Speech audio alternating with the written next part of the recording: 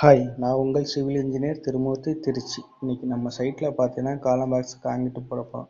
காலம் பாக்ஸ் காங்கிட்டு போடும்போது சில விஷயம் நம்ம பார்க்கணும். அதாவது இன்னைக்கு காங்கிட்டு ரெடி பண்ணுறது M20 கிரேடில் ரெடி பண்ணுறோம்.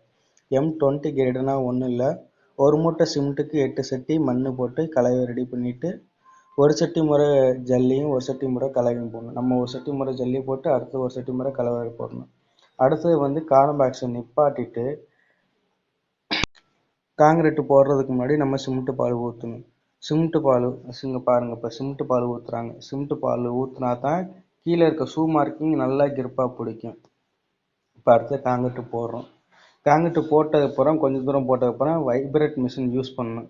வைப்ரேட் மிஷின் நல்லா யூஸ் பண்ணால் ஹனி பேஜி இந்த மாதிரி ஒரு சில ஓட்டிங்கே தெரியாது.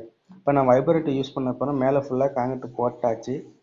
போட்டதுக்கப்புறம் பார்த்தீங்கன்னா 4 சைடும் கவர் பிளாக் வைக்கணும். அப்போ தான் ரெயின்ஃபோர்ஸ்மெண்ட்டு நேராக இருக்கும். ரெயின்ஃபோர்ஸ்மெண்ட்னா ஒன்றும் இல்லை, அந்த கம்பிங்க நேராக இருக்கும்.